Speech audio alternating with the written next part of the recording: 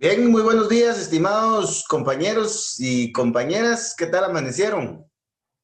Calidad le cae, buena onda. Buenos Gracias. días. Ahí vamos a empezar a estudiar un rato. Solo necesito que me hagan el favor. Yo creo que ahí en la computadora de ustedes se puede ver si estoy grabando. Sí está grabando, licenciado. Muchas gracias. Es que ayer tuve algunas complicaciones con eso, pero por eso ahora les pido su confirmación. Bueno, ahora ya vamos a ir entrando de una vez al grano porque pues las cuestiones generales deben de ir quedando un poquito en la base y las recomendaciones las voy a ir dando conforme sea necesario, ¿verdad? Y recordándoselas. Hoy vamos a estudiar el derecho procesal penal. El derecho procesal penal.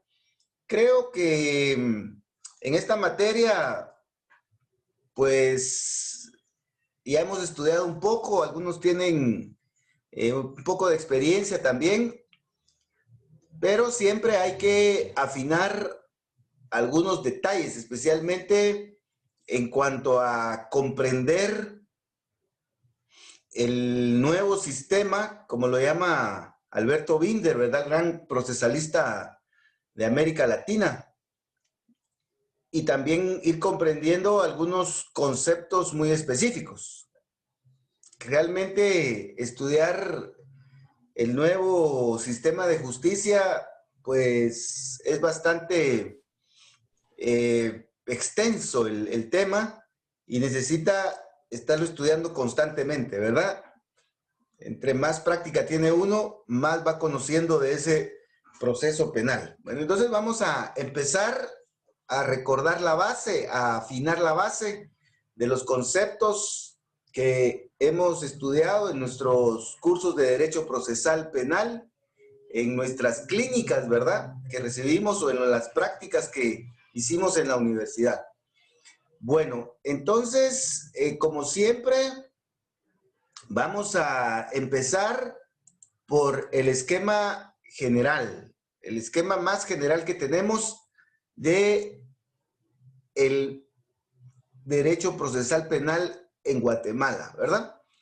Cuando les presento el esquema general, lo que necesito es que veamos toda la temática en su máxima expresión, ¿verdad? Y debemos de esperar que el examinador no se salga de esta temática, ¿verdad? Lo que sucede es que va a depender del nivel de profundidad, de detalle y de extensión que el examinador le desee dar a los diferentes temas, ¿verdad? De eso va a depender, pero es muy difícil encontrar nuevos temas fuera de esta temática. Entonces, lo que debemos de estudiar en procesal penal son los temas contenidos en este esquema general. Normalmente en las clases presenciales lo que hago en la pizarra es ir armando el esquema, ¿verdad? De tal manera de ir explicando cómo es que van surgiendo los diferentes temas. Pero en esta modalidad virtual es un poco difícil, ¿verdad? Porque cuesta escribir en las pizarras virtuales que tienen los programas. Entonces, lo vamos a hacer con estas diapositivas que hemos estado trabajando, pero debemos de ir analizando las diferentes partes en las que se conforman los diferentes esquemas generales, ¿verdad? Bueno, primeramente debemos de identificar tres partes de este esquema, ¿verdad? Primero debemos de identificar los fundamentos que están acá en la primera parte, ¿verdad? En la primera parte. Estos son los fundamentos. Seguramente el examinador cuando empiece a examinar procesal penal empiece por esta parte. Esta parte 1, si le pudiéramos llamar parte 1, que son los fundamentos, donde está el derecho procesal penal, el proceso penal, los principios, los procedimientos, etc. Bueno, Seguidamente, este esquema está conformado por los procedimientos que tenemos aquí en la parte que les estoy encerrando con rojo. Y aquí tenemos los diversos procedimientos que actualmente están vigentes en Guatemala y que utilizamos los abogados en los tribunales penales. Hay más procedimientos, como por ejemplo el de los incidentes y otros que hay en el Código Procesal Penal y en otras leyes. Pero estos son los básicos, estos son los más importantes y estos son los que seguramente les preguntará el examinador. El procedimiento común, ese hay que dominarlo sí o sí. Los procedimientos de desjudicialización y los procedimientos específicos. Entonces, primero debemos de recordar cuándo utilizar cada uno de estos procedimientos. ¿Por qué y para qué? Pero también debemos de ser muy precisos y por eso es que ustedes ven en algunas partes de los procedimientos estos 3 cuadritos seguidos.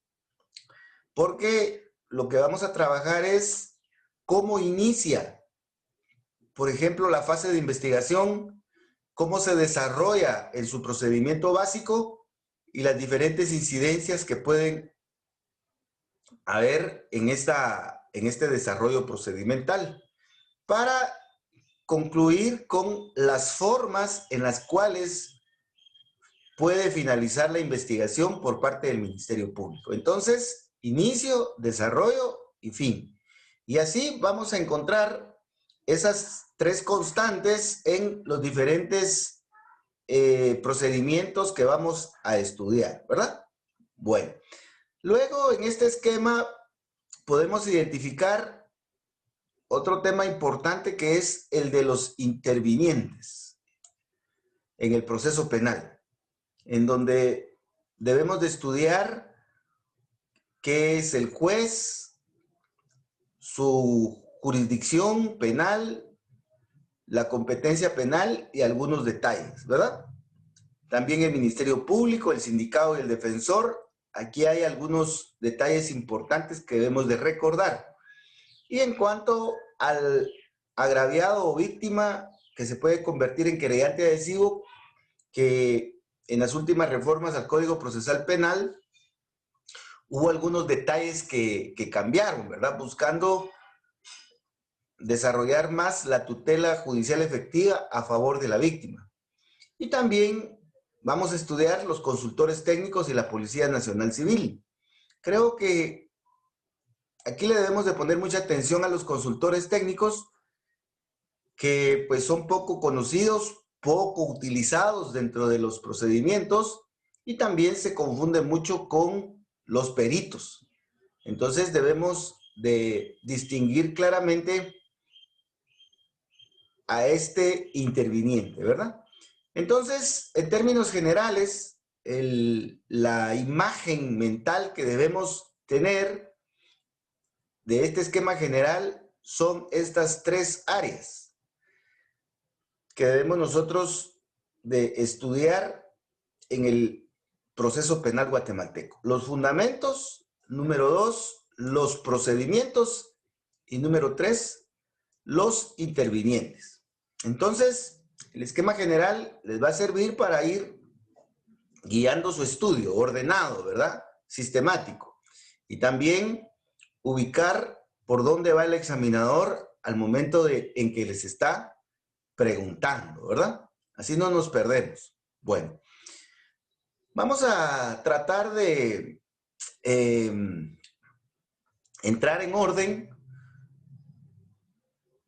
¿Por qué tratar? Porque, pues, a veces ordenar los temas cuesta un poco porque siempre hay que regresar o adelantarse por necesidad, ¿verdad? Para poder abarcar bien los temas.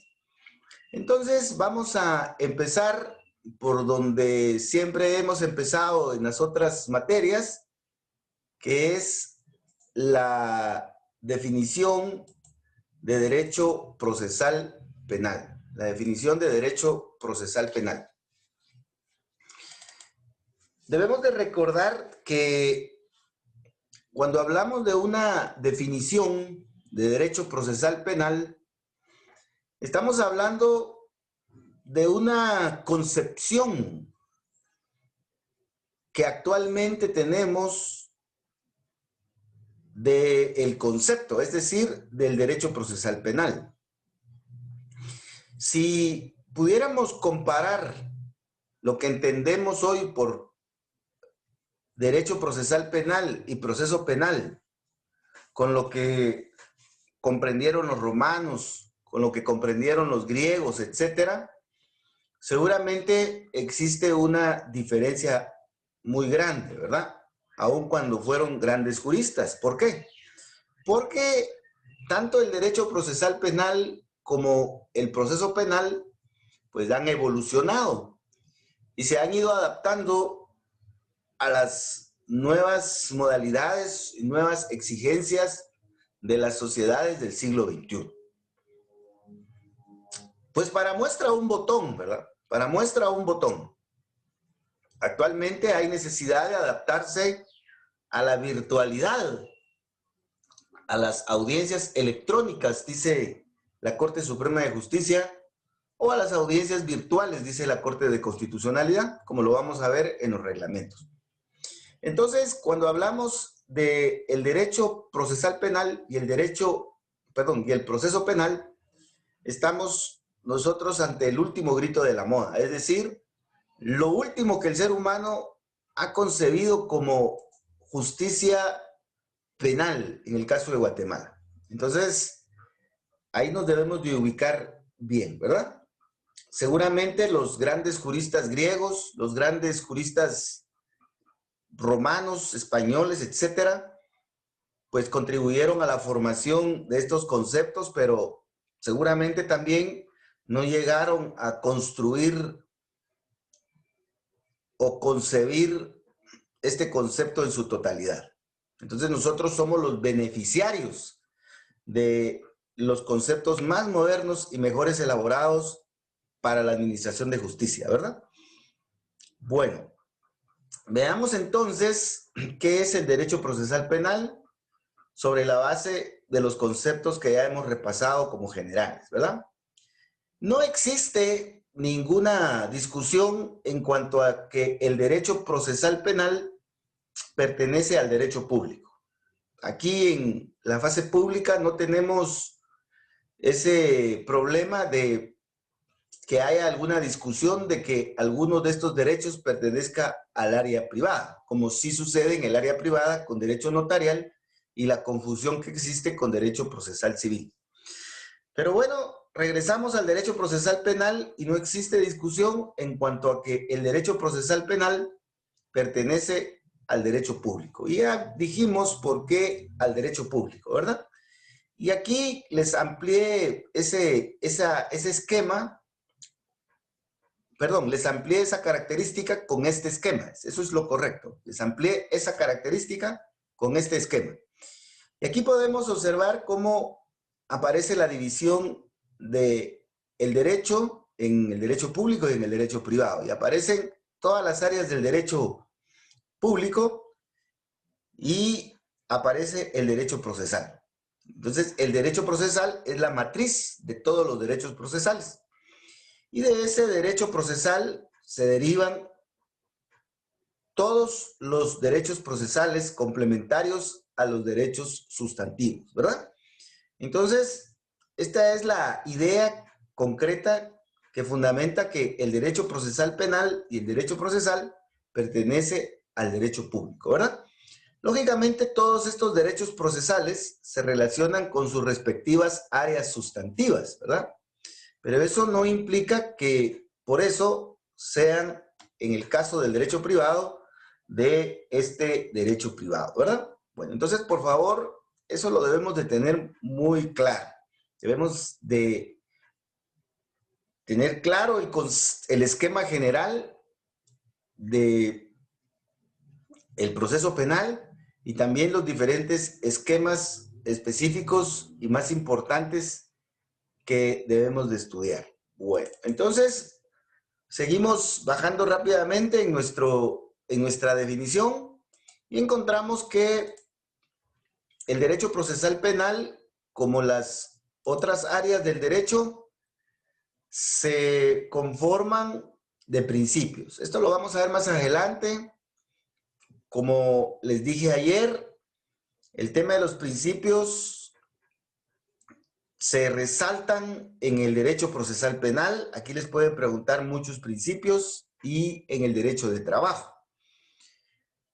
Son menos en el derecho penal sustantivo y en el derecho administrativo. ¿Ya? En esas áreas tal vez no se va a enfatizar mucho en los principios, pero en el derecho de trabajo y en el derecho procesal penal sí. Entonces debemos de prepararnos para ello, ¿verdad? El derecho procesal penal tiene sus propios conceptos e instituciones, por ejemplo, la denuncia, la querella, la prisión preventiva, el auto de procesamiento, el auto de apertura, etc.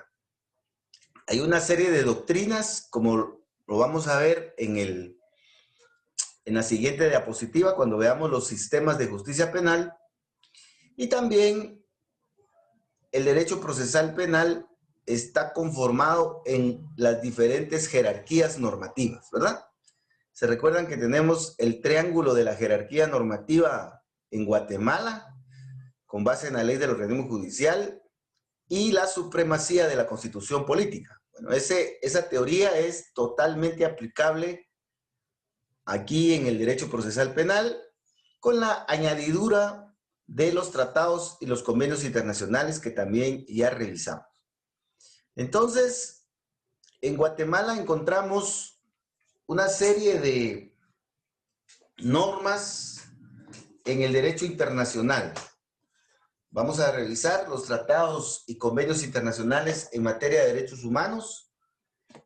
Hay una serie de normas que regulan el proceso penal. También tenemos tratados y convenios especiales, como por ejemplo el relacionado con la delincuencia organizada, aunque pues en la comunidad internacional se le conoce como el crimen organizado transnacional, ¿verdad? Entonces hay muchas leyes internacionales que regulan el proceso penal y pertenecen al derecho procesal penal de manera general y también de manera específica, ¿verdad? En el ámbito constitucional, en los primeros artículos, como los vamos a ver más adelantito, también tenemos normas de derecho procesal. Y las más famosas son las del debido proceso en el artículo 12, el derecho de defensa en ese mismo artículo 12 y la presunción de inocencia en el artículo 14. Y vamos a encontrar muchas otras normas muy específicas de derecho procesal penal del artículo 6º en adelante, ¿verdad? Entonces, debemos de identificar en dónde encontramos normas de derecho procesal penal que regulan el proceso penal. En materia ordinaria, tenemos muchas leyes procesales. Tenemos la más importante, que es el Código Procesal Penal. Pero tenemos más leyes procesales que vamos a ver en su oportunidad. Pero el Código Procesal Penal es el que desarrolla todo el proceso penal, de acuerdo al sistema que hemos adoptado. Para el efecto, pues, a algunos examinadores les interesa que tengamos clara alguna información sobre el Código Procesal Penal. Bueno, en relación al Código Procesal Penal, hay mucho que estudiar, ¿verdad? Por ejemplo, sus orígenes, ¿verdad? Ustedes en el posgrado van a estudiar el famoso Código Tipo para América Latina, ¿verdad? Ahí van a estudiar ese código y van a estudiar el Código de Córdoba, de Costa Rica, entre otros, ¿verdad? Como antecedentes directos de nuestro Código Procesal Penal, pero eso lo vamos a dejar pendiente todavía. ¿Qué más debemos de estudiar del Código Procesal Penal?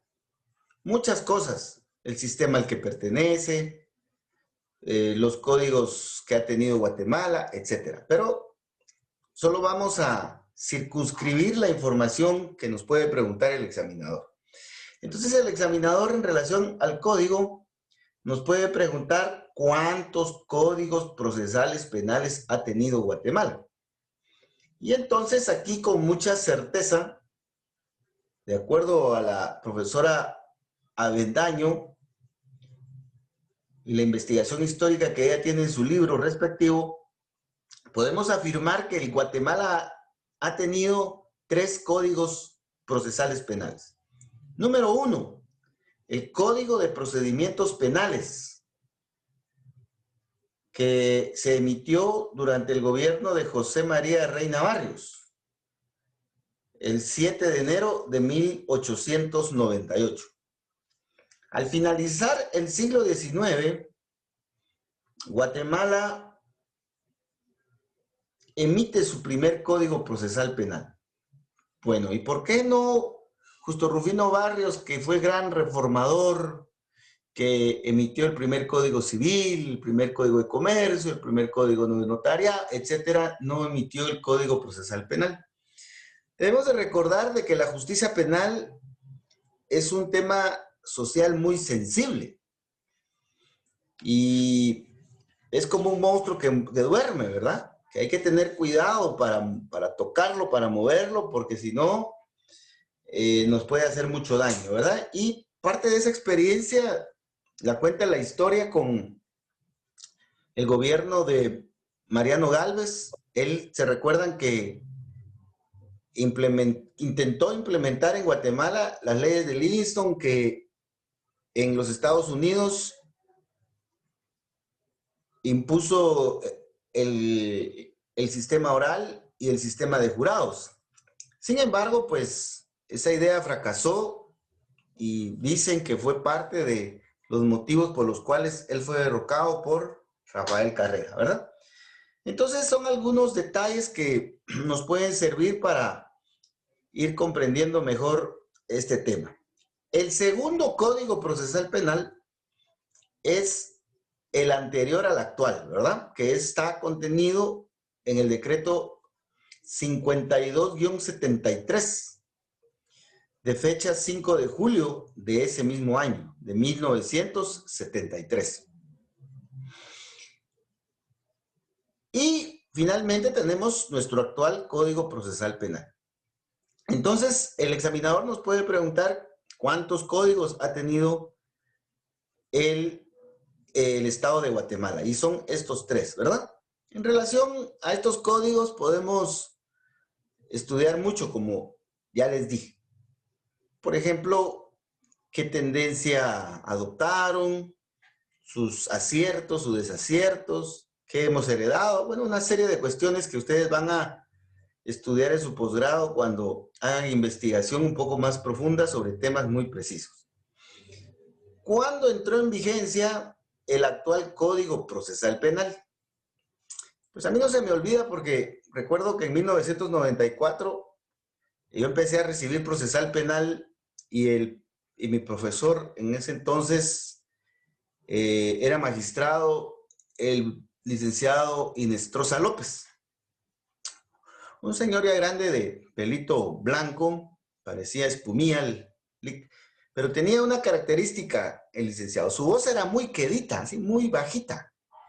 Y se pueden imaginar ustedes ahí en el campus central 250 estudiantes en un aula. Muchos que llegábamos tarde, ¿verdad? Porque teníamos que trabajar entre las filas de los escritorios, parados, sentados o encuclillados como se podía, recibiendo la clase, ¿verdad? Pero es un silencio total porque no se le escuchaba, ya que estaba un poquito grande, ¿verdad? Pero muy bueno para explicar el profesor, ¿verdad? Entonces, en ese año que empecé a recibir Derecho Procesal Penal, se dio la reforma procesal en Guatemala. Y me recuerdo que este magistrado nos decía: ustedes son los abogados del futuro, ustedes no están contaminados del sistema inquisitivo, ustedes son los reformadores. Y nos empezaba a inyectar mucha euforia de cambio, ¿verdad? De reforma. Me recuerdo mucho de eso porque, pues, la reforma procesal para Guatemala y para América Latina ha sido muy especial, ¿verdad? Y finalmente tenemos que el Código Procesal Penal actual tiene 6 libros, ¿verdad? Hay algunos examinadores que les gusta preguntar este tipo de temas. Entonces, como son sencillos y hay que memorizárselos, pues se los estoy dando. De todos modos, yo les voy a preparar una diapositiva en donde en las leyes más importantes debemos de tener esta información y pues yo lo que les aconsejo es de que esta información la anoten en esta parte de su código. Aquí les estoy poniendo en la imagen, si me pueden hacer el favor de ver la imagen en la cámara. Ahí están los 3 códigos, los libros y la fecha de la vigencia. Bueno, me faltó el artículo del Código Procesal Penal en donde está la fecha de la vigencia, pero ustedes lo pueden revisar al final, ¿verdad? Ahí está el artículo, claramente se puede ubicar. Entonces, hay que trabajar nuestras leyes. Es válido de que se ponga esta información en nuestras leyes, eso le demuestra al examinador que sí estudiamos el tema, que estudiamos de manera responsable y que tenemos trabajadas nuestras leyes, ¿verdad? Y, por ejemplo, si el examinador nos pregunta este tema y no nos recordamos, le podemos preguntar si nos permite utilizar el código y podemos consultar rápidamente esta información. Yo creo que el examinador debiera de hacerlo, ¿verdad? De permitirlo, es de permitirlo. Bueno, entonces, por favor, estamos aquí en las normas jurídicas. Reglamentos. Reglamentos hay muchos. Recientemente, la Corte Suprema de Justicia ha emitido reglamentos para realizar las audiencias en todas las competencias y también hay un protocolo para la realización de audiencias orales penales que se está implementando aquí en Cobán. Ya, por ejemplo, el Tribunal de Femicidio está trabajando con audiencias virtuales con base en esos protocolos, ¿verdad? Entonces, reglamentos tenemos en el Ministerio Público, muchos reglamentos, muchos instructivos, en el Instituto de la Defensa Pública Penal, hay reglamentos a nivel de convenios entre las instituciones, entonces hay muchos reglamentos, ¿verdad? Pero nosotros debemos de enfocarnos en el examen técnico profesional, en la Constitución Política, en el Código Procesal Penal y en las demás leyes ordinarias. Los reglamentos solo vamos a estudiar los más importantes y las leyes internacionales también son solo las más importantes. Ya cuando ustedes pues estén evaluándose para ingresar al MP o ascender dentro del Ministerio Público, pues van a realizar un estudio más preciso y más profundo y más extenso. Van a ampliar su biblioteca ahí para estudiar, porque obviamente les van a exigir un nivel de especialización, o bien en el posgrado van a estudiar otras leyes, derecho comparado, etc. Pero por el momento, para el examen técnico profesional, creo que estudiando bien esas leyes, especialmente el Código Procesal Penal, llevan una buena base para defender su examen. También tenemos el tema de la jurisprudencia, ¿verdad? Ya me estaba pasando yo aquí al derecho de trabajo. Tenemos el tema de la jurisprudencia. Muchos dicen, y ojo porque esto sí puede ser objeto de discusión en el examen, algunos dicen que la Cámara Penal emite o genera jurisprudencia penal, porque es la Cámara. Sin embargo, creo que eso no es cierto, no es correcto. Porque para que la Cámara pueda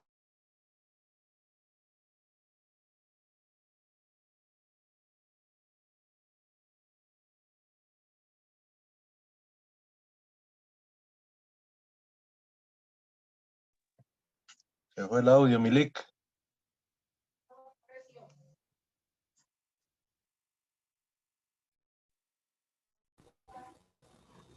Licenciado, buenos días, ¿nos escucha?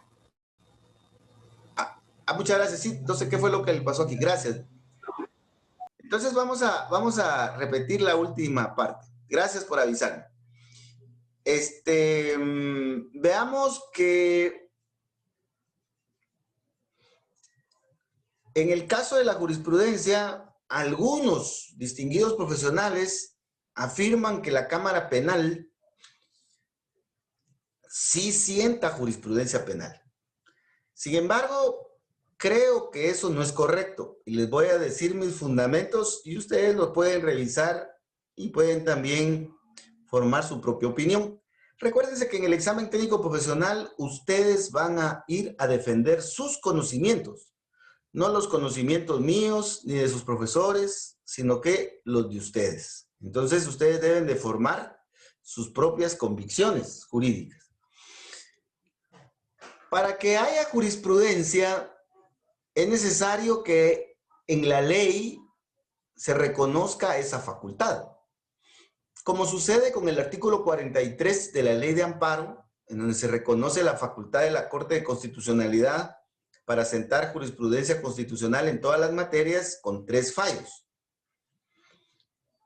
Como aparece en el Código Procesal Civil, en el artículo 623 y 27, por ahí más o menos, se faculta a la Cámara Civil para sentar jurisprudencia con 5 fallos.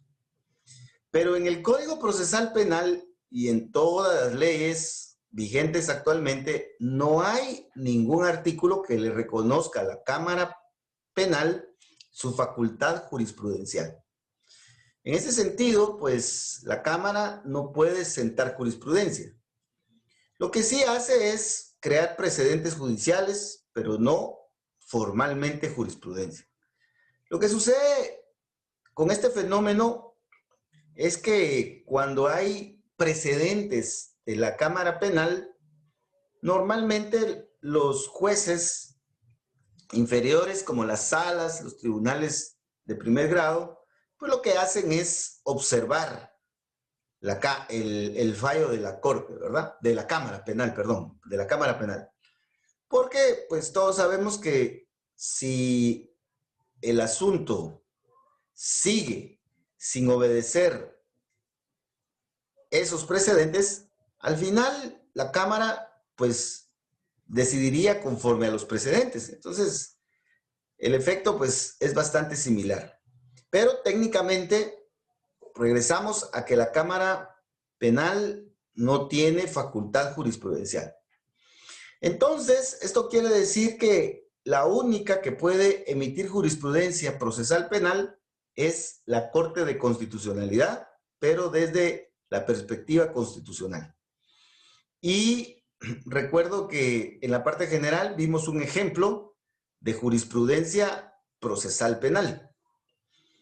Hasta hace algunas cortes, no esta sino la anterior, el criterio jurisprudencial de la Corte de Constitucionalidad era que luego que las salas de apelaciones dictaban sentencia de reenvío, el recurso o la acción que se debía interponer era el amparo.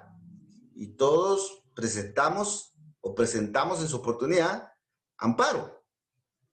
Sin embargo, la nueva Corte, la que está instalada actualmente, cambió esa jurisprudencia y dijo, no, en esos casos, cuando las salas de apelaciones ordenan el reenvío, no se debe de plantear amparo, se debe de plantear casación. Entonces cambió de criterio la Corte de Constitucionalidad. Dijo, no agarren por ahí, sino que agarren por allá. Es decir, no interpongan amparo, sino que deben de interponer, si desean, recurso de casación. Y pues ese criterio muy revolucionario, me parece muy adecuado también, pues es uno de tantos ejemplos en materia procesal penal en donde la Corte de Constitucionalidad ha sentado jurisprudencia. Hay un fenómeno bastante curioso en el tema jurisprudencial desde la Corte de Constitucionalidad en cuanto a que normalmente la jurisprudencia de la Corte de Constitucionalidad se genera en lo procesal penal, no tanto en lo penal sustantivo. Normalmente la Corte, pues como decimos comúnmente, mete las manos en lo procesal, pero no en lo sustantivo. Esto bajo el criterio de que la competencia constitucional no debe invadir la competencia y las facultades de la jurisdicción ordinaria, dice la Corte en sus diferentes fallos, ¿verdad? Bueno, lo vamos a dejar por ahí porque esto es muy extenso y pues lo van a estudiar ustedes más adelante en sus posgrados. En el tema de la costumbre, fíjense de que en materia penal y procesal penal, los tribunales, tanto la Cámara Penal como la Corte de Constitucionalidad, han sido muy anuentes a reconocer que existe y se debe de respetar por parte del Estado de Guatemala el derecho consuetudinario indígena. Y pues ya les he puesto un ejemplo muy actual en el cual pues en las comunidades indígenas se han casado o han contraído matrimonio bajo la cultura indígena las jovencitas menores de 14 años con jóvenes adultos. Pero por las reformas que hubo al artículo 173 del Código Penal, debemos de recordar que actualmente en Guatemala un menor de edad, menor de 14 años que tenga relaciones sexuales, consentidas o no, es víctima de violación. Entonces, esto ha generado una serie de persecuciones por parte del Ministerio Público, porque el Ministerio Público debe de obedecer la ley nacional, ¿verdad? Sin embargo, pues a través de peritajes culturales, ese es el medio de prueba que pues especialmente la Defensa Pública está utilizando, perdón, el Instituto de la Defensa Pública Penal está utilizando, ha hecho valer ese derecho de los pueblos indígenas de poder formar su familia de acuerdo a su cosmovisión, de acuerdo a su forma de ver la familia y de manifestar y vivir su cultura. Para no complicarnos mucho, porque ahí hay mucha tela que cortar, pues los jueces, especialmente los jueces de sentencia, no tanto los de instancia, sí han sido también muy sensibles ante esto y pues han absuelto a muchos acusados. Pero hay que tomar en cuenta que los jueces también de sentencia han tomado en cuenta que el acusado haya cumplido con todos los procedimientos culturales, que haya formado una familia y que se haya mantenido en la familia y que sea un padre responsable y además que la señora, ¿verdad? La señora pues esté de acuerdo con eso. Entonces, no solo es el elemento cultural, sino que también hay otros elementos que los jueces de sentencia han considerado. Ahora, si resulta que el joven indígena pues ya estaba casado y tal vez forzó a la señorita, ahí ya cambia, ¿verdad? Ahí ya cambia. O de repente la dejó, es un padre irresponsable, o sea, una serie de cuestiones ya reprochables, entonces ahí los jueces pues no han sido muy tolerantes, ¿verdad? Pero a lo que quiero llegar es que la costumbre sí puede alegarse o puede tolerarse o respetarse en la justicia penal estatal. Entonces sí tiene cabida el derecho consuetudinario dentro de la justicia penal, ¿verdad? Como excepción, pero sí. Entonces, por favor, apliquemos cada uno de estos conceptos a nuestras diferentes áreas, ¿verdad? Entonces veamos que el derecho procesal penal es este conjunto de elementos que regulan el proceso penal. ¿Se recuerdan ustedes del esquema que recientemente vimos? y ahí vimos todo el desarrollo del proceso penal. Ese es el objeto de estudio del derecho procesal penal. Pero ese proceso penal es un instrumento que utiliza el Estado para conocer un conflicto penal entre partes, Ministerio Público, Sindicato y Defensor. Y el juez va a decidir ese conflicto en una sentencia, que solo puede tener dos sentidos, de condena o absolución. Entonces, por favor, si nos piden una definición de derecho procesal penal, podemos confiar que esta tiene los elementos básicos. Y si el examinador se interesa, puede profundizar en los detalles que les he estado platicando, ¿verdad? ¿Con qué nivel de profundidad se va a interesar el examinador? Eso, pues, no lo podemos prever con exactitud, pero sí creo que con base en mi experiencia, hasta ahí debiera de llegar el examinador, ¿verdad? Bueno, entonces, por favor, recordemos que este es el actual concepto de derecho procesal penal, el último grito de la moda. Que este concepto es producto de una evolución histórica y de esfuerzos de los grandes pensadores y de los grandes penalistas y procesalistas que se han preocupado y que han consagrado toda su vida a proporcionarnos un derecho procesal penal lo más perfeccionado posible y un proceso penal lo más pulido posible, ¿verdad? Entonces, eso no lo perdamos porque pues muchas veces creemos que este concepto ha existido siempre y no es así. Tal vez nuestras siguientes generaciones, o seguramente nuestras siguientes generaciones, van a tener otro concepto del derecho procesal penal y el proceso penal, porque van a estar en otras condiciones, ¿verdad? Entonces, ahí es en donde debemos nosotros de mantener el control, ¿verdad? Bueno, entonces con esto pues hemos repasado rápidamente el concepto y la explicación de lo que es el derecho procesal penal en Guatemala. Seguidamente tenemos otro tema que posiblemente les pregunten, que es el de los sistemas de justicia penal. A muchos examinadores les gusta este tema y pues preparemos algunas ideas sólidas y concretas para este tema. Como les dije, lo que hemos visto que es el derecho procesal penal y lo que vamos a ver que es el proceso penal es producto de la evolución. Y esa evolución ha pasado por estos tres sistemas. El ser humano, desde que apareció en este mundo cruel, como dicen en las caricaturas, bueno, no es cruel, ¿verdad?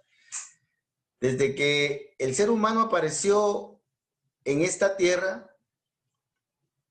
ha experimentado en términos muy generales, con diferentes variantes, estos tres sistemas de justicia penal.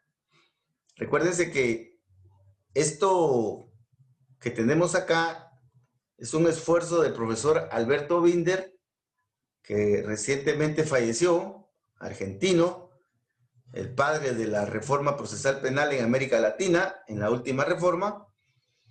Entonces vamos a ver rápidamente lo que él nos cuenta en sus textos extensos de derecho procesal penal, ¿verdad? Y que ustedes también van a estudiar ahí en sus estudios de posgrado.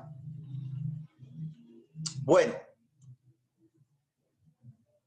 la justicia penal, que implica castigar al culpable y absolver al inocente, ha sido una necesidad del ser humano. Si no, recordemos que desde tiempos bíblicos cuando nuestro Creador descubrió que Adán y Eva habían infringido sus normas, y especialmente una norma prohibitiva expresa, los condenó, los sacó del paraíso y los condenó a una muerte lenta y sufrida. En ese sentido, vamos a ver posteriormente a Abel y Caín, y vamos a ver una serie de ejemplos, incluso en las Sagradas Escrituras y en lo que nos cuenta la historia, de que la justicia penal de condenar al culpable y absolver al inocente ha sido una necesidad y ha sido una constante en la vida humana. Pero esa justicia ha tenido diversas manifestaciones. Y el ser humano ha ido experimentando con una serie de prácticas, de sistemas que ha creído correctas, y pues de esa cuenta, 21 siglos después de Cristo, porque también recuérdense que Cristo fue perseguido, fue investigado, fue acusado, fue condenado y fue ejecutado. Este es puro derecho procesal penal. Entonces, el ser humano ha experimentado en diversas variantes estos sistemas. Lo que tenemos aquí en el siglo XXI es una consolidación conceptual que han hecho los grandes procesalistas, como Alberto Binder, pero especialmente Julio Mayer, en sus esfuerzos que hizo en los diferentes textos que nos legó. En ese sentido, podemos consolidar que hasta ahora se reconoce que el ser humano, especialmente en la Europa continental, de la cual nosotros somos herederos, y en América Latina, desde la colonización, ¿verdad? Porque de ahí empieza la remembranza de nuestra historia, ha experimentado estos tres sistemas en su orden, como se considera fueron apareciendo: acusatorio, inquisitivo y mixto. Entonces, en este orden. Entonces, si el examinador le pregunta cuáles son los tres sistemas de justicia penal, tres sistemas de justicia penal, usted debe responder en ese orden, ¿verdad? En ese orden. Mejor si es en orden. Bueno, cada uno de estos sistemas tuvo una existencia en el tiempo muy prolongada, hasta ahora desconocida. No podemos decir el sistema acusatorio empezó cuando el Creador sacó a Adán y Eva del paraíso y fue con tal fecha. Eso es imposible, ¿verdad?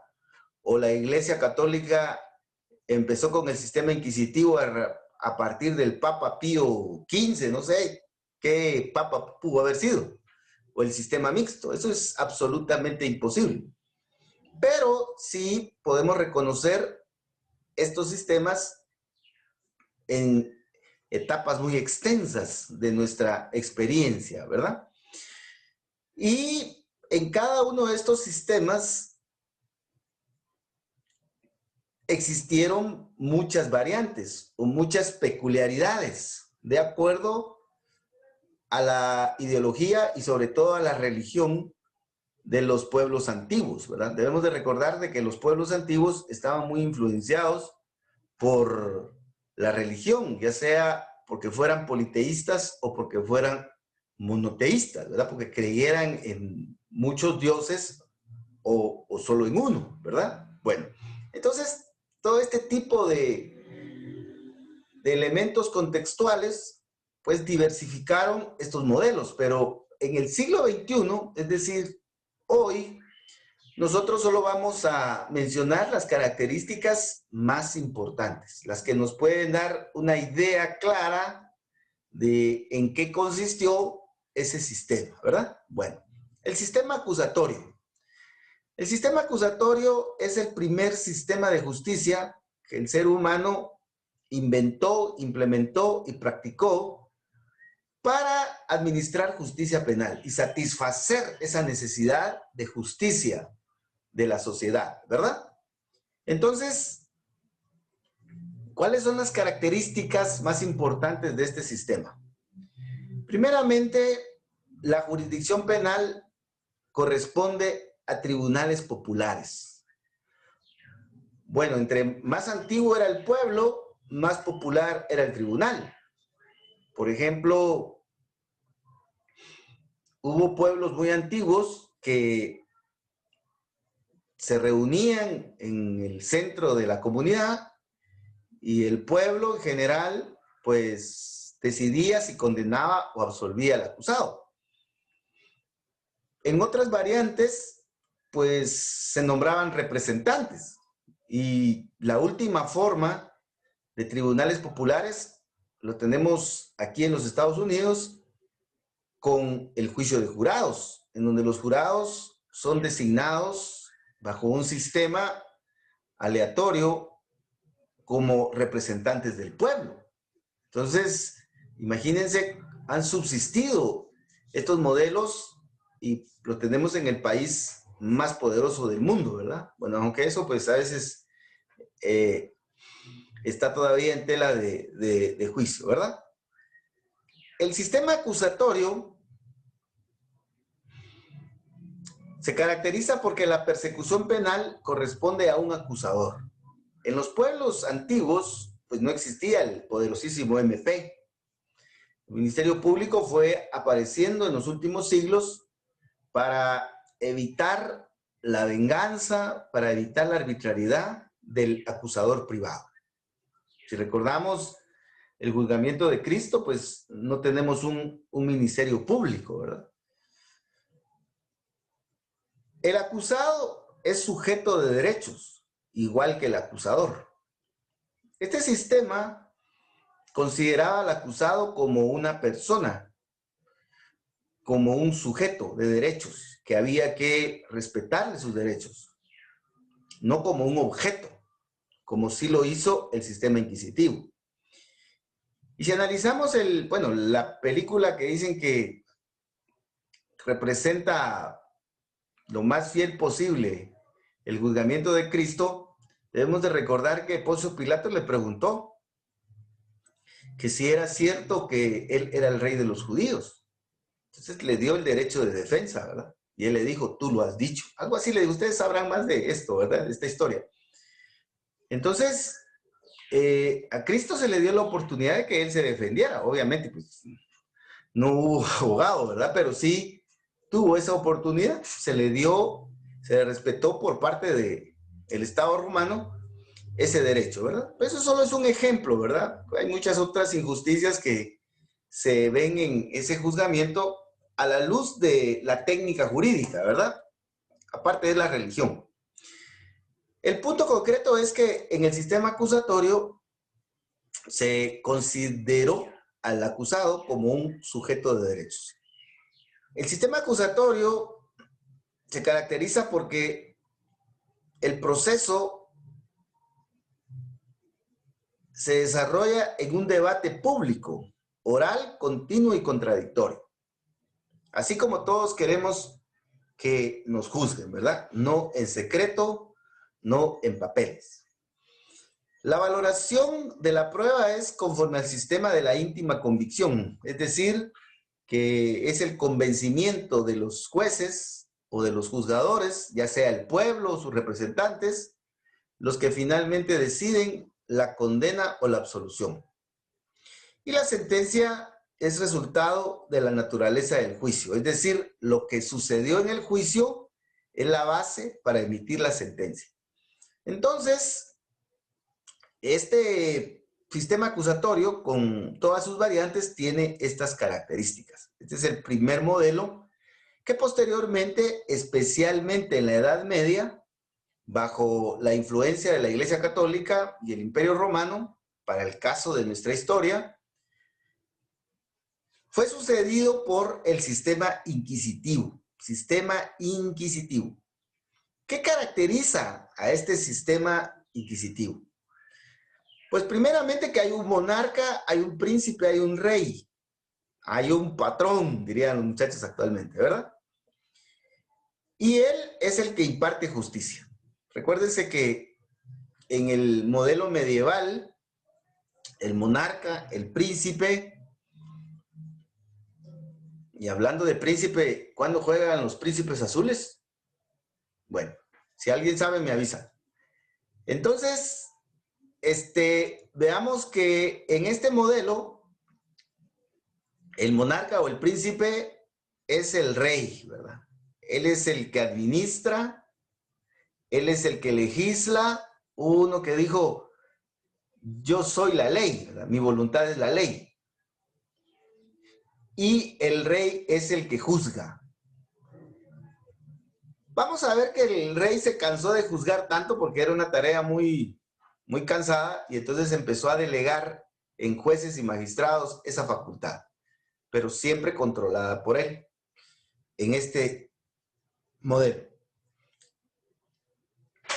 En este caso, el inquisidor, ya sea el rey o bien su magistrado o su juez, persigue y juzga. Entonces aquí surge la idea de juez y parte, porque el mismo juez es el que investiga y es el que acusa y él es el que decide. Entonces, esto caracterizó al sistema inquisitivo. El acusado es objeto. Es decir, que el acusado es visto como un bien, equivalente a un arma de fuego, etc. De hecho, como podemos ver en la imagen que les puse acá en la diapositiva, pues el acusado es torturado para que confiese, ¿verdad? Porque era considerado como un objeto, que la justicia estaba muy por encima de sus derechos y que eso justificaba que podía exigirse a él la verdad. Y entre más se inculpaba, más se creía en esa verdad. El sistema inquisitivo, a diferencia del sistema acusatorio, se caracterizó por ser secreto y por la escritura. El sistema de valoración fue el legal o tasado, es decir, que la ley le decía al juez qué prueba le debía dar a la prueba, qué valor le debía dar a la prueba, disculpe, qué valor le debía de dar a la prueba. Si la ley decía que con 3 testigos era suficiente para creer que el acusado había disparado el arma, pues así había que valorar esa prueba, ¿verdad? Y el fallo era inapelable, aunque en algunos casos y al final del sistema inquisitivo, pues se permitió la apelación. Entonces, por favor, estos son los 2 modelos que han gobernado el sistema de justicia durante la existencia humana. Y estas son las características más generales, ¿verdad? El sistema acusatorio tuvo sus variantes, el sistema inquisitivo también tuvo sus variantes. Y aquí en las imágenes, pues, les trato de transmitir la idea de, en el caso del sistema acusatorio, de un juzgamiento ante la comunidad, y aquí, en el sistema inquisitivo, pues, ante jueces que son los miembros de la Iglesia Católica y los mismos miembros de la Iglesia Católica, pues, torturando al acusado para que dijera la verdad y juzgándolo de una vez, ¿verdad? Entonces, esto es lo que caracterizó a estos sistemas. Luego de que el modelo medieval empieza a caer en el siglo XVII, en el siglo XVIII, por toda la reforma que sufrió la sociedad europea continental y que vino finalmente a América Latina, pues hubo necesidad de cambiar el sistema inquisitivo. Y se recuerdan, bueno, yo creo que no lo hemos visto, pero en el siglo XVIII, a finales, en la segunda mitad del siglo XVIII, el marqués de Beccaria hizo una dura crítica al sistema inquisitivo. Él le llamó el derecho penal antiguo y señaló todos los defectos y todas las injusticias del sistema inquisitivo. Y él propuso que ese sistema cambiara a un nuevo modelo.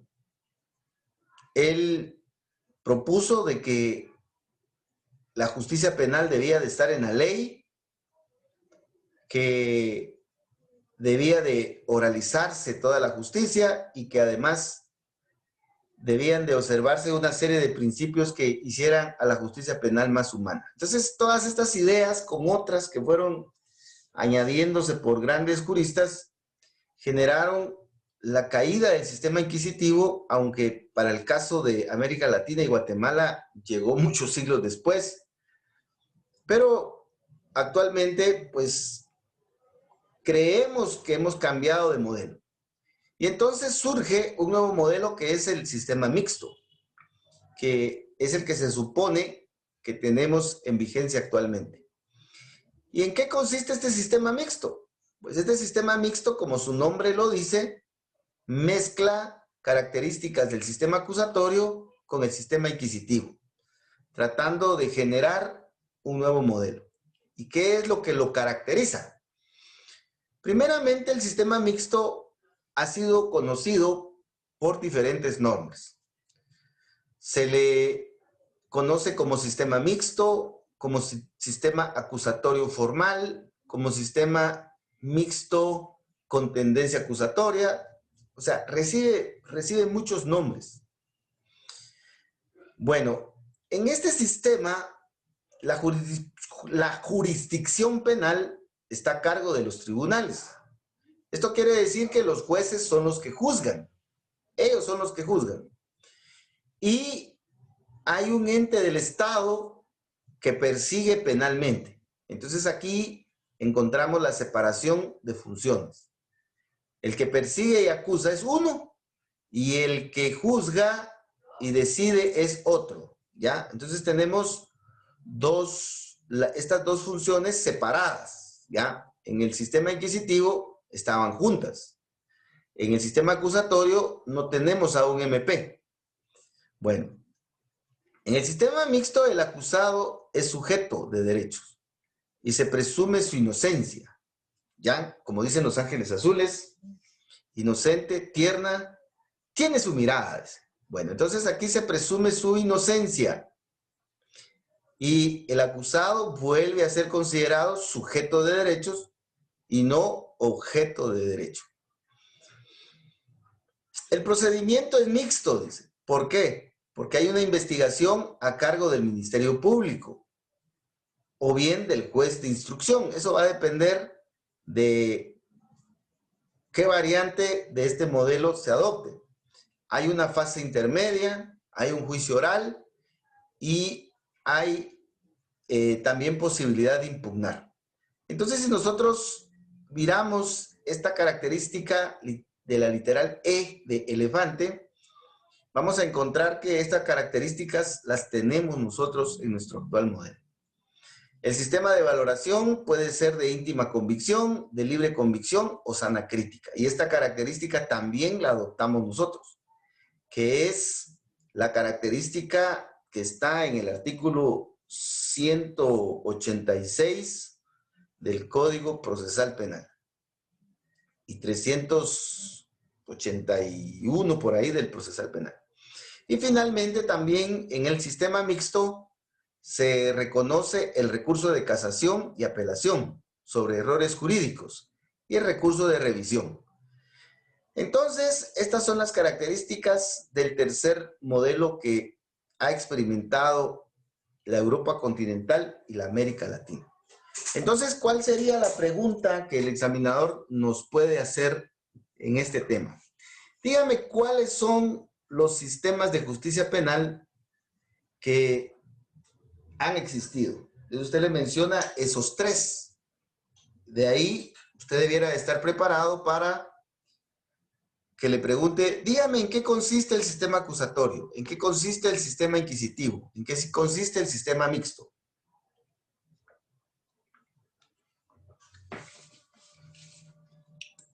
Entonces, lo que debe de hacer usted es esforzar primero su comprensión y después su memoria para explicarle de una manera amena al examinador estas características, ¿verdad? Bueno, Luego de que usted le explica estas características, ¿qué pregunta puede esperar?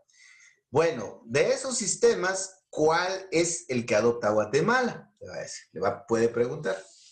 Entonces, en relación a esta pregunta, han existido y existen varias respuestas, ¿verdad? Algunos consideran que el sistema es acusatorio, ¿verdad? Y otros consideran que el sistema es mixto. Lo que sí es cierto es que la mayoría creemos que no es inquisitivo. Entonces, por favor, ahí tengamos cuidado. La tendencia en Guatemala, la tendencia es que en la doctrina se reconoce que nosotros en América Latina y en Guatemala estamos en el sistema mixto. Es decir, en una combinación del sistema acusatorio y el sistema mixto, pero con mayor tendencia acusatoria. Entonces, según la doctrina, nuestro modelo es mixto o mixto formal, dice, porque interviene el Estado, o mixto formal con tendencia acusatoria. Entonces, según la doctrina, este es nuestro modelo. Pero si usted lee el Código Procesal Penal en el artículo 317, ahí se menciona que nuestro sistema es acusatorio. ¿Ya? Entonces, por favor, aquí respondamos, como diría Pepito, depende, maestra. Así dice Pepito en aquel chiste, ¿verdad? Cuando dice que la maestra le preguntó al Pepito, porque respondía todo, ¿verdad? Y entonces Pepito le decía que dependía de qué le estaba preguntando, ¿verdad? Y al final Pepito resulta ser más listo, según ese chiste, ¿verdad? Sabe que Pepito en todos los chistes es el más cabrón, ¿verdad? Pero bueno, de eso se trata el chiste, ¿verdad?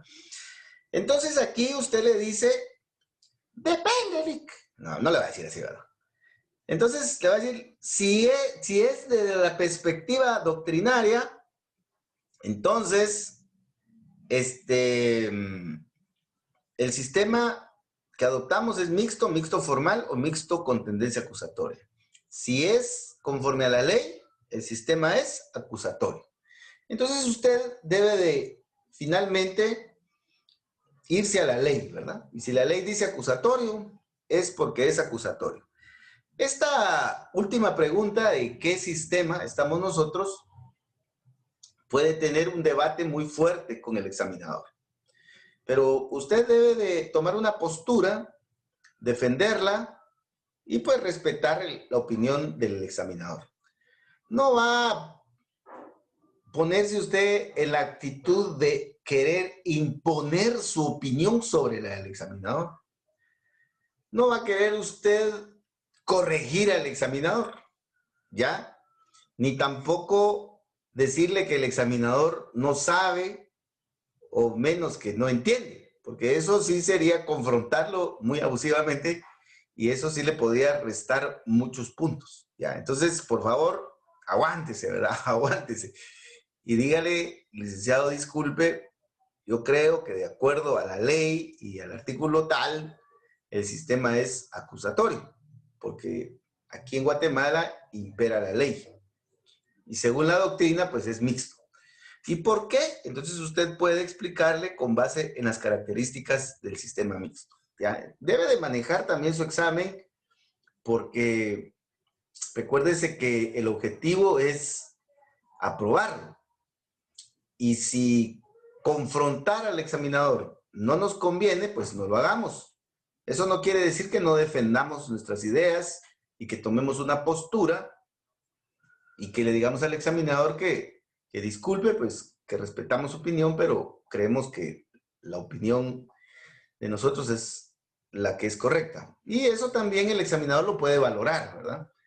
Porque nosotros no queremos abogados que a todo le digan sí, sino que queremos abogados críticos, ¿verdad? Que interpreten correctamente la ley, que mejoren la calidad de la justicia y que no a todos les digan sí, ¿verdad? Entonces, por favor, en este tema, pues, como ya pudimos observar, pueden surgir buenas y muchas preguntas, ¿verdad? Bueno, si hay dudas o si hay comentarios, por favor, fíjense que algunos me han hecho preguntas en el chat, pero como estoy explicando y estoy viendo la diapositiva y estoy manejando aquí el ratón, entonces me es difícil a veces estar controlando todo, pero pueden pedir la palabra, levantar la mano aquí en el sistema, o bien, pues, abrir el micrófono y decir que tienen dudas o comentarios, ¿verdad? Con toda pena. Aquí estamos en un diálogo, ¿verdad? Normalmente, lo que se hace en estas tutorías es que ustedes se dedican exclusivamente a escuchar y a escuchar y a escuchar como adoctrinamiento, ¿verdad? Pero no necesariamente debe de ser así, ¿verdad? Si hay dudas, pues ustedes las deben de plantear. Bueno, porque hay algunas cosas también que se me escapan, ¿verdad? De tanto repetir y repetir, ya llevo varios años y pues cada vez que repito también trato de mejorar, ¿verdad? Porque de eso se trata, ¿verdad? De ir mejorando constantemente. Yo les digo, que está utilizando las mismas diapositivas. Pues fíjense que no es tanto así, porque siempre reviso por si hay algo que ajustarle y normalmente hay algo que ajustarse. Fíjense que con el grupo anterior, y hay algunos compañeros que están en el grupo anterior, no les van a decir a los demás, porfa, porque si no, me van a facebookear o balconear, como dicen los mexicanos. Pero este tema del sistema de justicia no lo abordamos mucho, solo así fue muy rápido. Y de hecho, pues me di cuenta que no tenía una diapositiva, entonces me puse a hacer la diapositiva para ustedes, ¿verdad? Entonces hay que ir mejorando cada vez que se tiene la oportunidad, ¿verdad? Bueno, entonces, luego de estos dos temas generales, introductorios y de ubicación, es decir, el concepto y la definición de derecho procesal penal y la historia que hay en el derecho procesal penal de los sistemas de justicia penal que están en esta diapositiva, pues ahora vamos a entrar de lleno a los temas específicos del proceso penal. Y para eso nos vamos a auxiliar de esta nuestra poderosísima diapositiva, que es el esquema general del proceso penal guatemalteco. Ya les dije, pues, esto salía hace ya muchos años, pues al norte pusiera mi esquema de penal, al sur procesal penal, al este derecho administrativo y al oeste derecho de trabajo. Ya hoy con esto completamos los 4 esquemas generales. O tómele una foto o llévelo en su teléfono y cada vez que tenga un tiempo por ahí que esté haciendo cola en el banco o que esté esperando a alguien o una reunión o quiera estudiar un ratito, porque a veces como que a uno le dicen, cómo quisiera tener mi material aquí para leer un poco. Llévelo en su teléfono. Y entonces ve el esquema y lo empieza a repasar y ahí se le va a ir quedando, ¿verdad? Debemos de hacer todos los esfuerzos para ir aprendiendo, ¿verdad? Para prepararnos lo mejor posible. Ayer estaba viendo unos tutoriales de cómo estudiar con mayor eficiencia y eficacia, efectividad, decía el tutor, y también cómo mejorar las clases, ¿verdad? Que ahí en donde hay algunos profesores que debemos de mejorar, ¿verdad? Entonces, debemos de hacer todo lo posible, ¿verdad? Tanto ustedes como nosotros debemos de hacer todo lo posible y ir renovando conocimientos y prácticas. Cuesta porque cuesta, pero hay que hacerlo, ¿verdad? Recuérdense que es nuestra oportunidad de aportar a cambios buenos en nuestra sociedad, entonces hagámoslo. Ustedes son los próximos abogados de la región y del país, entonces deben de estar muy motivados en eso. Bueno, vamos a regresar entonces a nuestro esquema, así rápidamente, porque me interesa que tengan claro todo el panorama. Como lo vimos al principio, ya estamos en la recta final, ya estamos en el minuto 30 y ya vamos a reventar el fin de semana, como lo merecemos, ¿verdad? Ya viene el sabadito sabroso de mediodía del ceviche y de una gacho, la mejor cerveza. Bueno, entonces, por favor, veamos que tenemos tres áreas en nuestro esquema. Tenemos el área de los fundamentos, tenemos el área de los procedimientos y tenemos el área de los intervinientes, ¿ya? Fíjense que ustedes van a estudiar a un procesalista que pues anda por toda América Latina y Europa continental estudiando, investigando, y de ahí compartiendo sus conocimientos, que es Alberto Binder, ¿verdad? Yo tuve la oportunidad de conocerlo en una capacitación que el Instituto de la Defensa Pública Penal me envió a Costa Rica. Estuve ahí como 15 días sufriendo y representando a los chapines. Y ahí conocí al doctor Alberto Binder y pues tuve esa suerte de recibir algunas conferencias con él, ¿verdad? El punto concreto es que él compara, como es argentino, le gusta el fútbol, es pelusa, le gustan los asados.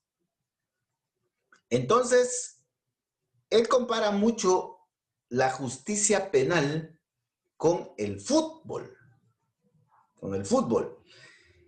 Y él dice que los jugadores son los intervinientes en el proceso penal, porque ellos son los que practican el fútbol, el proceso penal.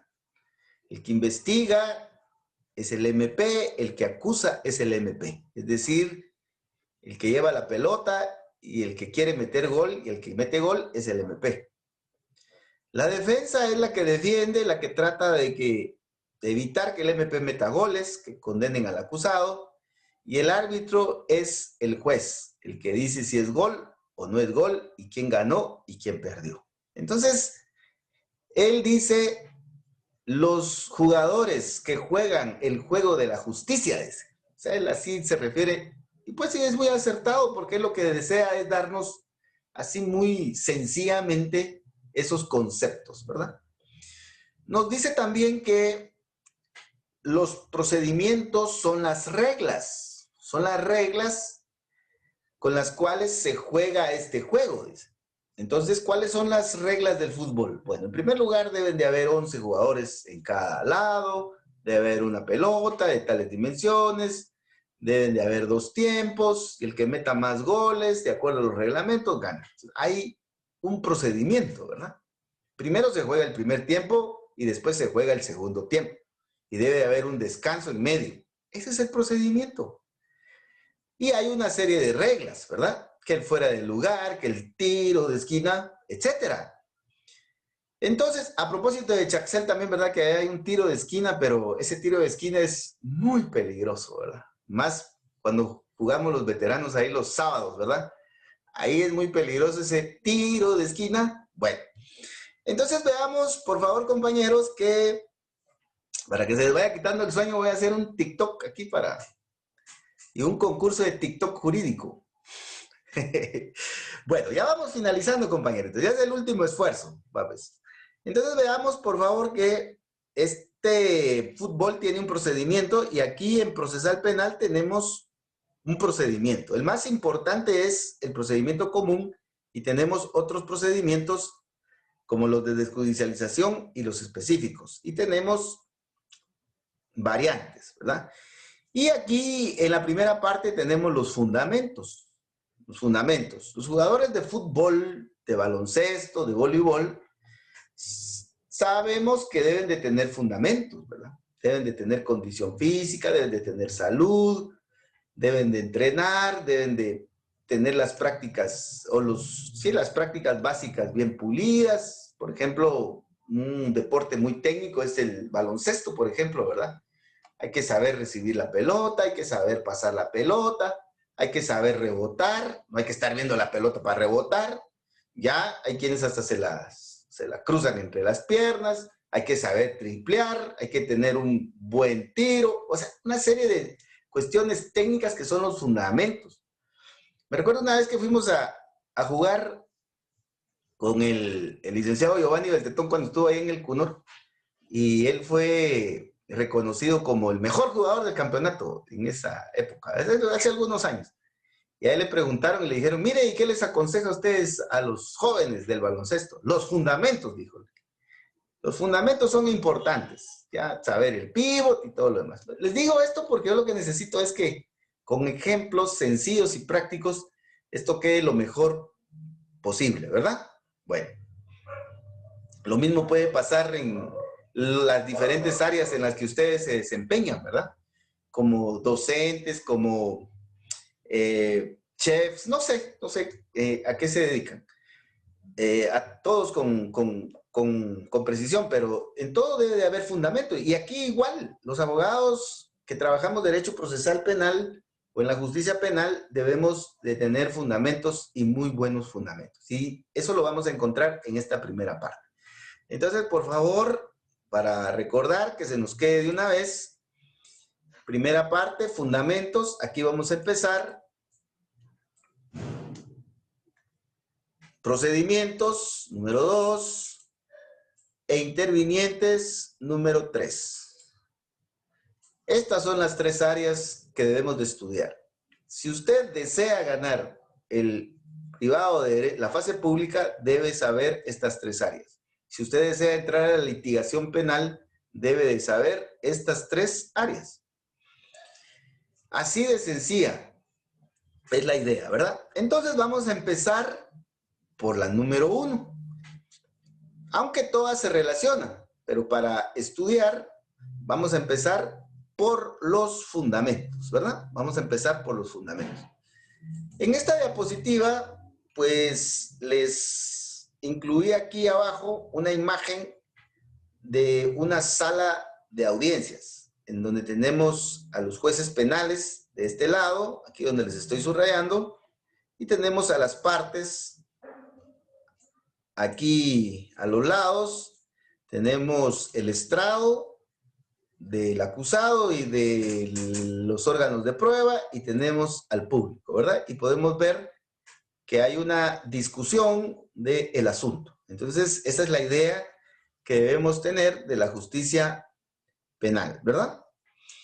Bueno, vamos a empezar con los fundamentos más generales que ya vimos también, y debemos de recordar que tanto el proceso penal como el derecho procesal penal derivan del derecho procesal y del proceso, ¿ya?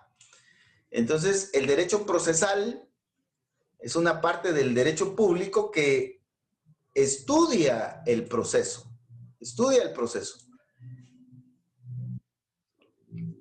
Cuando hablamos de que el derecho procesal estudia el proceso, no nos estamos refiriendo a un proceso específico, sino que al proceso en general, la concepción general de proceso. Y de estas 2 ideas deriva ya cada una de las especialidades, que en este caso pues nos corresponde el derecho procesal penal. ¿Se recuerdan ustedes que en la U recibieron inicialmente el curso de teoría general del proceso? Así se llama normalmente este curso, teoría general del proceso.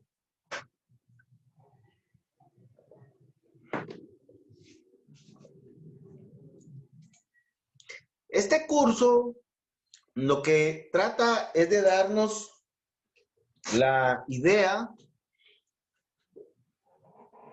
y las bases para lo que posteriormente van a ser todos los cursos procesales. Procesal penal, procesal civil, etcétera, ¿verdad?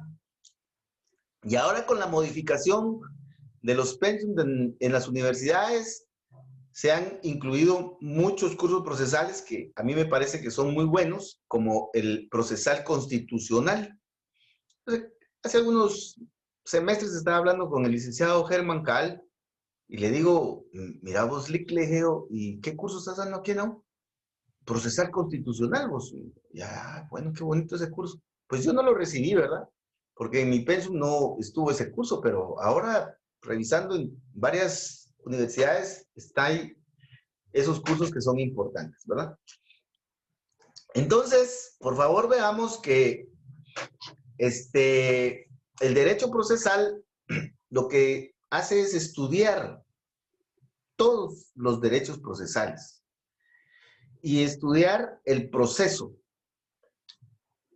como idea general, como un método que utiliza el Estado para impartir justicia. Porque el Estado, recuérdense que es el que monopoliza la justicia, él es el que debe de impartir justicia conforme a la ley. La justicia ya no está en manos de la víctima. La justicia debe de ser impartida por el Estado. Artículo 203 de la Constitución Política y 204. Ahí dice que los particulares no podemos impartir justicia, sino que es el Estado a través de los jueces. Entonces el Estado busca el método o el modelo adecuado para impartir esa justicia. En el caso de nosotros, los guatemaltecos y casi toda América Latina, que estamos en un sistema republicano, en un sistema democrático y representativo, un sistema respetuoso de derechos humanos, un sistema respetuoso del imperio de la ley, entonces debemos de tener un proceso penal de acuerdo a esas ideas. Entonces, el proceso civil, el proceso penal, el proceso constitucional, debe de responder a un modelo democrático, a un modelo republicano, a un modelo respetuoso de derechos humanos, respetuoso de la ley. Entonces, eso debe de prevalecer en todos los procesos. Entonces, esos elementos más generales, comunes del proceso, los debe de estudiar el derecho procesal y diseñar un bosquejo general de lo que debe de ser el proceso en el caso de Guatemala, ¿verdad? Esta es la idea más general del derecho procesal y del proceso. Del derecho procesal, como vimos en la diapositiva anterior, se derivan todos los derechos procesales y uno de ellos es el derecho procesal penal, que ya estudiamos en su definición, ¿verdad? Y entramos en algunos detalles. Lo que necesito resaltar ahorita es que el derecho procesal estudia, diseña y regula el proceso penal. Entonces, derecho procesal penal y proceso penal no son sinónimos. No son sinónimos. Son conceptos diferentes. El derecho procesal penal es la ciencia y el proceso penal es el objeto. El derecho procesal penal es el conjunto de principios, doctrinas y normas jurídicas que estudian el proceso penal. Entonces, el proceso penal es estudiado y regulado por el derecho procesal penal. Aquí tenemos una analogía. La anatomía estudia el cuerpo humano. Anatomía y cuerpo humano no es lo mismo, no son sinónimos. Entonces, lo mismo sucede acá. El derecho procesal penal estudia el proceso penal, no son sinónimos. Que se relacionan, tienen semejanzas y tienen diferencias, eso definitivamente es correcto. Pero debemos de partir por diferenciarlos. Bueno, entonces el derecho procesal penal, al estudiar el proceso penal, abarca todo, ¿verdad? Abarca todo. Aquí les estoy señalando que el derecho procesal penal abarca todo. No solo abarca los procedimientos, ni tampoco solo abarca los sujetos procesales, sino que también los fundamentos, ¿ya? Entonces el derecho procesal se dedica a estudiar todos estos temas, solo que desde el punto de vista procesal penal. Bueno, entonces, si hay dudas o hay aclaraciones, por favor, las pueden hacer. Ahora veamos rápidamente qué es el proceso penal. El proceso penal es un medio, es un instrumento, es una forma, como vamos a ver más adelante, pero sobre todo es un método, porque debe de ser ordenado, debe de ser sistemático, que el Estado ha diseñado y que ha impuesto para administrar justicia. Entonces, el proceso penal es un método democrático, es un método republicano, es un método en donde se deben de respetar los derechos humanos de todos, ¿verdad? Del sindicado, de la víctima, de todos. Es un método que está regulado en la ley y que tiene muchas otras características. Y que por ese método se va a plantear un conflicto entre partes, entre acusadores y defensores. Y va a haber una discusión. Y esa discusión se da en el marco de pruebas, en el marco de hechos y en el marco del derecho. Entonces, no vamos a discutir aristas diferentes a esas en el conflicto. El Estado delimita esa discusión y la ordena. Por eso es que está este método. Entonces, si vamos a plantear el conflicto, lo vamos a hacer de una manera ordenada y sobre todo racional. Y el Estado nos dice, mire, el conflicto lo van a discutir, pero no se van a salir del canasto. Deben de discutir con base en pruebas, con base en hechos y con base en el derecho. Y al final, yo, Estado, a través del juez, voy a decidir si el acusado es o no culpable. Yo lo voy a condenar o yo lo voy a absolver. Si les gusta, bueno, y si no, mala suerte, porque aquí el que manda soy yo Estado, porque el pueblo me ha dado el poder público para hacerlo. Yo, en ejercicio de ese poder público, voy a imponer la justicia que considere. Yo voy a ser respetuoso de la ley y los derechos humanos. Entonces, el proceso penal es un método, es un procedimiento, es una forma, es un medio en el cual se plantea un conflicto penal. ¿Y en qué consiste ese conflicto? Que el MP dice que de acuerdo a la investigación que realizó, el acusado fue. Y el acusado y su defensor dice, yo no fui, fue TT. Pégale al quien fue. Total de que el acusado dice que no fue.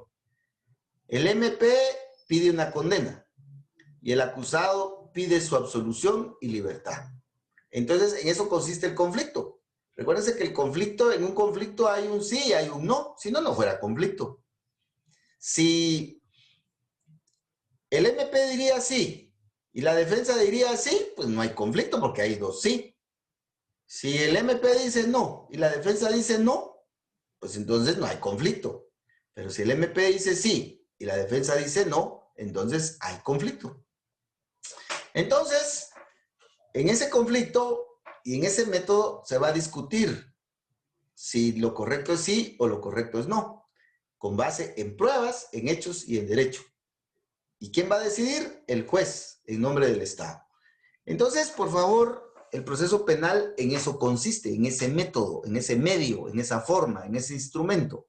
Obviamente hay mucho que estudiar en relación al proceso penal, pero es la idea que les quiero trasladar con estas características muy concretas, ¿verdad?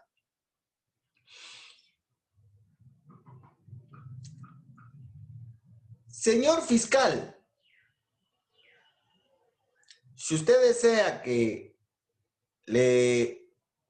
condene al acusado, tráigame pruebas. Y mire,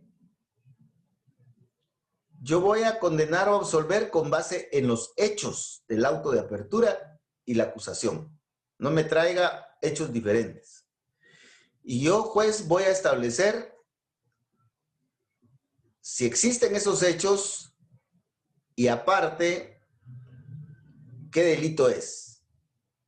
Entonces, en ese método se deben de discutir las pruebas, los hechos y el derecho. Lógicamente, la misma oportunidad va a tener la defensa y la víctima en su caso. Esto es para ir recordando e ir afinando la idea que debemos de tener del proceso penal. El proceso penal es un concepto general, porque recuérdense que el proceso penal parte de la esfera político-criminal. Entonces es un concepto general. Y ese instrumento que tiene el Estado como idea general no es suficiente para atender toda la conflictividad penal, porque la conflictividad penal, es heterogénea, es decir, que es muy diversa, ¿ya? Por ejemplo, hay un bolito haciendo relajo en la esquina, pues eso es una falta penal. Y se le llama juzgado de paz penal, es un conflicto penal. Es mínimo, pero es penal. Pues hay tráfico de drogas en la frontera, hay un grupo de narcotraficantes, es penal también, pero allá estamos hablando de un delito enormemente grave, según la concepción que tenemos. Entonces, la diversidad de la conflictividad penal muchas veces es extrema.